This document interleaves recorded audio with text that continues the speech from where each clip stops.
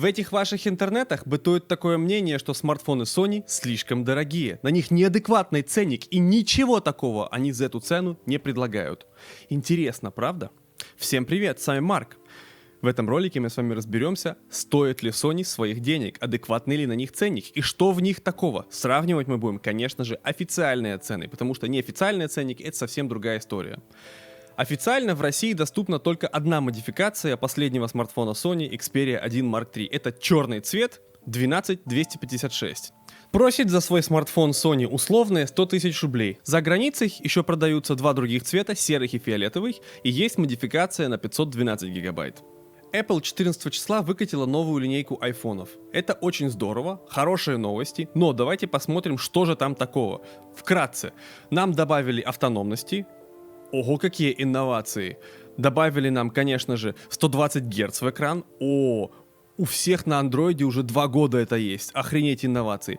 И про камеры. Про камеры нам заливали половину презентации. Это, конечно, здорово, что их улучшили. Надо, чтобы камеры были современными. Но, с другой стороны, это те же 12 смартфонных мегапикселей. Посудите сами, я сейчас себя снимаю на бюджетную беззеркалку 2015 года. Ее на Авито можно купить за 15 тысяч рублей. Объектив я здесь купил бэушный за 3 тысячи рублей на наши деньги. 18 тысяч рублей. Fuji X-T10, кому интересно. И вот это снимает в 1080p, потому что 4К еще тогда не было в 2015 году на камерах.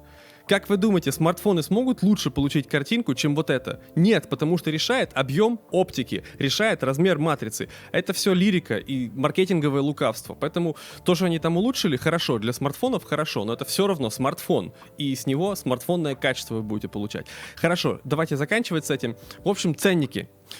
Начинаются они все так же за Pro-версию с 99 тысяч рублей. Но Sony за 99 предлагает 256 гигабайт накопителя. iPhone все так же только 128. Если мы берем iPhone 13 Pro на 256 гигабайт, это уже будет стоить вам 110 тысяч рублей. Если мы берем 13 Pro Max, к сожалению, он не ровня Sony по многим параметрам, потому что там камеры действительно, как для смартфонов, лучше. И я уверен, что видео с 13 Pro Max мы сможем получить лучше, чем на Xperia 1 Mark III. Поэтому сравнивать с 13 Pro Max не будем. Пока что. Нужно получить его на руки и посмотреть, что там действительно есть. Самое обидное, что за эти большие деньги вы получаете только 6 гигабайт оперативки. Согласно многим исследованиям, в интернете посмотрел, все еще 6 гигабайт оперативки. У Apple есть магия. Они оптимизируют оперативку. Это называется сжатие. За счет мощных процессоров они сжимают данные прямо в оперативной памяти. И получается, что в 6 гигабайт можно уместить, где-то 8 или 9. Но не в 2 раза больше. У Sony за 99 тысяч рублей 12 гигабайт оперативки. Поехали дальше. Samsung 12 гигабайт оперативки ставит только в свой самый топовый флагман S21 Ultra. В те флагманы, что без ультра, Samsung зажал, ставит 12 и ставит только 8 гигабайт оперативки, как в прошлогодние Соньки. Базовая версия S21 Ultra обойдется вам в 101 тысячу рублей. И чтобы вы думали, это всего лишь 128 гигабайт накопителя. Если мы выбираем вариант на 256, стоимость возрастает, и это уже 106 тысяч рублей. Есть еще версия для королей 16512, и стоит она соответствующие 120 тысяч рублей. Что у нас по ценникам? Sony 100 тысяч рублей, Samsung 106 тысяч рублей, iPhone 110 тысяч рублей. Я добавлю сюда еще одну перчинку. Xiaomi Mi 11 Ultra. Согласно Яндекс.Маркету, 12256 Xiaomi обойдется вам от 78 до 85 тысяч рублей. И примерно такой же ценник в техноките на Xperia 1 Mark III с таким же объемом накопителя. В принципе, на этом можно было бы и заканчивать видео. Но у меня есть еще 10 причин, по которым Sony вполне оправдывает свой ценник. Поехали! Последние года 3 большинство производителей смартфонов разрабатывают свои собственные новые технологии быстрой зарядки. И я готов поспорить, что покупая флагман, поддерживающий быструю зарядку, ею воспользоваться таки захочется. И в большинстве случаев, покупая новый флагман, эту зарядку придется приобретать отдельно. И так как это не ноунейм какой-то, стандарт это не открытый, это проприетарные технологии, такой зарядник легко может стоить 3, 4, даже 5 тысяч рублей. Во-первых, это банальное неуважение к потребителю. Во-вторых, никакой заботой о природе это не пахнет, особенно в случае с Apple, которая замешана в куче скандалов, потому что Apple уничтожает старую технику вместо того, чтобы пускать ее на переработку и на запчасти. Sony дает вам 30-ваттный зарядник в комплекте. Второе. Отсутствие дырок и вырезов в экранах. Я недавно нахваливал Honor Magic 3 Pro Plus за его шикарный экран. Экран сам по себе шикарный, если не считать дырку под камеры. Да, камеры это очень важно, Face ID это удобно, но вырез все портит. Пространство сбоку и наверх от этого выреза навсегда потрачено впустую. Вы, конечно же, захотите скрыть этот вырез, это непотребство, и уменьшите полезную площадь экрана. У вас в этой верхней строчке, конечно же, будут уведомления, часы, но если вы будете смотреть фотки или видео, вот этот вот вырез будет вам в глаза бросаться, он будет все портить. Да, можно привыкнуть, но привыкнуть можно вообще ко всему. И экраны без вырезов и без дырок все еще лучше. Ничто и никогда не сможет убедить меня, что в экранах должны быть дырки. Поэтому я бы доплатил за отсутствие дырок в экране. В случае с Sony доплачивать не нужно.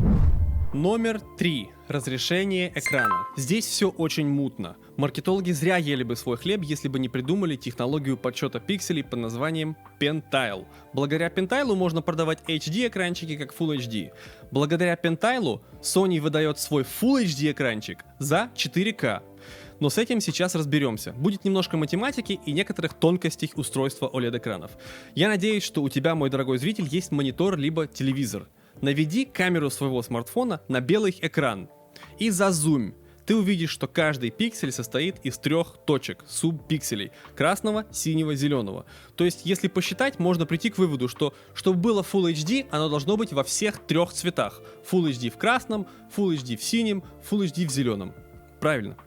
А теперь представь себе на секундочку, что красных и синих точек стало в 2 раза меньше. И теперь их в сумме столько же, сколько зеленых. Понятно? Это называется Pentile. Если у тебя в мониторе в 2 раза меньше синих и красных точек, ты не назовешь его Full HD. Но если там 4К, то этих красных и синих точек как раз на Full HD и будет хватать.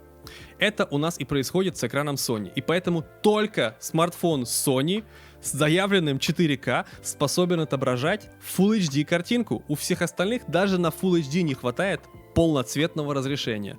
Да, в Samsung при переключении разрешения в меню вы можете видеть некоторую разницу в детализации, потому что там есть интерполяция, там есть всякие умные технологии пропуска субпикселей и сглаживания, но это все равно не заменит полноценного, полноцветного, высокого разрешения. Мне, пожалуйста, Full HD. Номер 4. Фронтальные стереодинамики. Да, у Sony не самый громкий звук, у Sony не самый мощный бас, но установлены фронтальные стереодинамики, которые дуют вам в лицо, и это создает определенную стереопанораму при просмотре контента, того же YouTube в конце концов. Достаточно услышать это один раз, чтобы не писать в комментариях на 4PD глупости типа «какое может быть стерео, когда динамики разнесены всего лишь на 15 сантиметров». Конечно, диванным аналитикам, возможно, виднее, но на практике есть огромная разница между фронтальным стерео и между стерео, когда один динамик дует в сторону. Многие люди эту разницу услышали и готовы за нее доплатить. Да, из-за того, что стереодинамики отнимают некоторое пространство, у Sony есть маленькие рамки по бокам. За это можно скинуть цену. Но постойте, Sony и так стоит дешевле айфонов и самсунгов. Номер 5. Разъем для наушников. Это очень здорово, что в эру ковида Sony решили таки вернуть разъем, потому что он очень полезен во время всяких онлайн-встреч. Телефоны во время онлайн-встреч быстро разряжаются, потому что сразу и картинка на экран выводится, и с камеры, и это все отправляется, огромный поток данных через процессор, через модем, это все быстро высаживает аккумулятор. И он попросится на зарядку у вас через 2-3 часа всяких онлайн-встреч. И если у вас нет разъема, вам придется пользоваться вот таким всяким барахлом. Либо Bluetooth гарнитуры. Но Bluetooth гарнитуры тоже садятся в самый неподходящий момент, поэтому наличие джека лучше, чем его отсутствие. Кроме того, вставлять в него можно не только наушники, но и микрофон. В других смартфонах нет, в Sony есть. Плюс, за который не нужно доплачивать лишних денег. Между делом, мне друзья-китайцы прислали образец местных инноваций. Это HDMI без проводов. Восхитительнейшая хрень. Я уверен, вы наверняка пробовали всякие мирокасты, хромкасты, чтобы передавать картинку с ноутбука, с телефона на телевизор, допустим. Эта хрень, в отличие от них, работает с минимальнейшими задержками. Оно работает по КВЧ крайне высоким частотам. Одним словом, то же самое, что 5G. Я уже потестировал с телефоном, и это реально восхитительно. Я оставлю ссылку в описании. Полноценный обзор в следующем видео. А пока что обратно к Sony.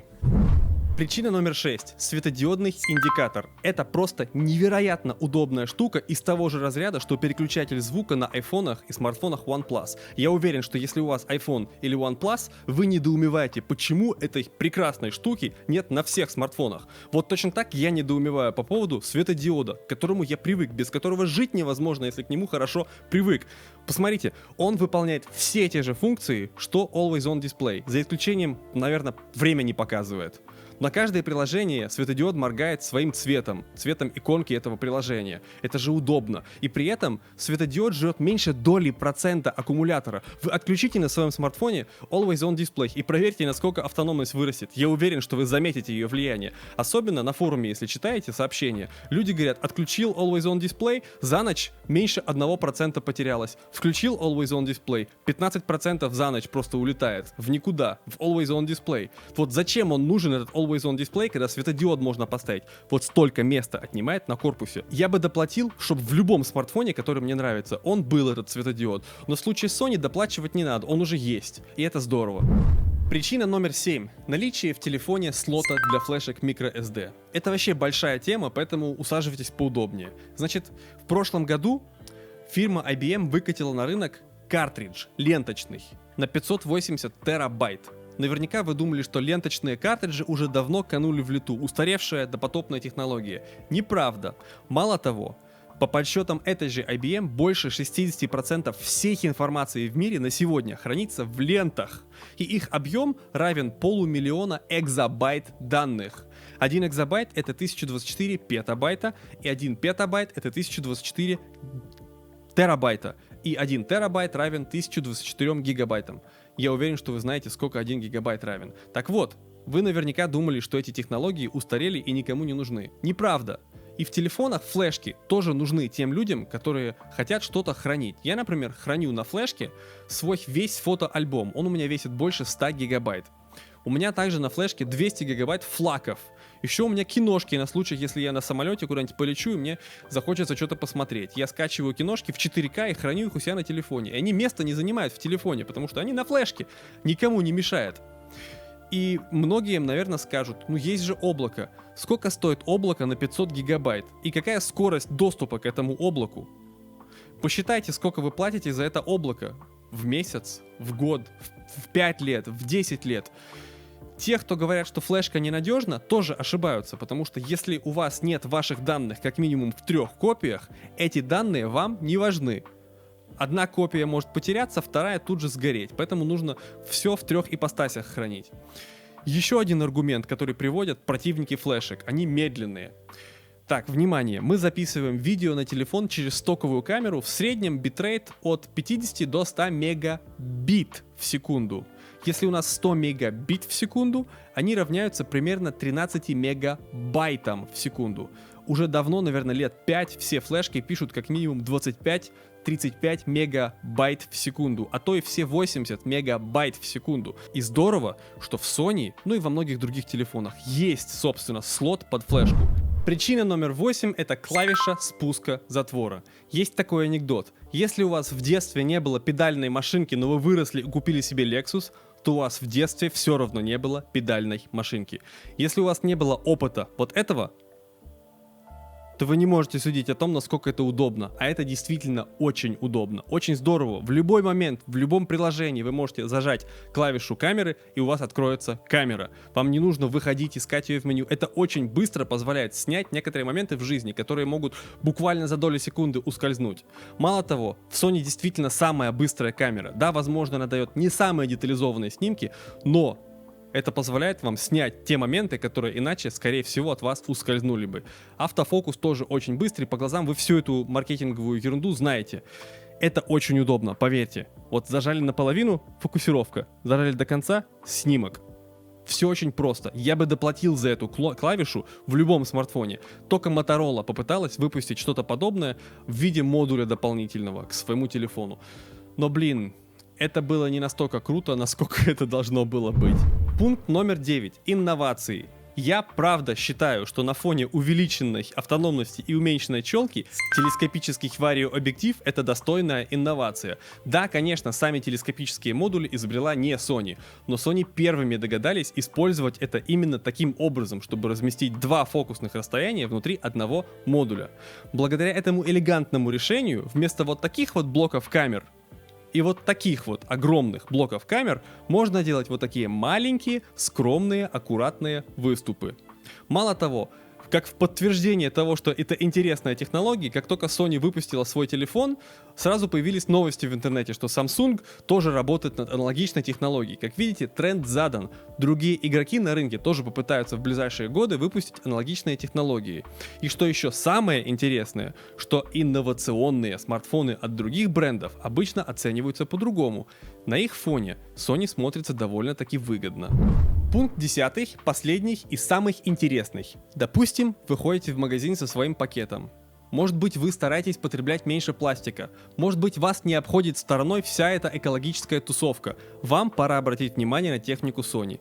Дело вот в чем. В отличие от брендов, которые просто не докладывают в коробку зарядник и аргументируют это лицемерно заботой о природе, Sony правда участвует в международных проектах по защите природы и выигрывает кучу наград за вклад в экологию. Также, согласно многим исследованиям, сотрудники фирмы Sony в целом более удовлетворены своей работой, чем сотрудники других брендов.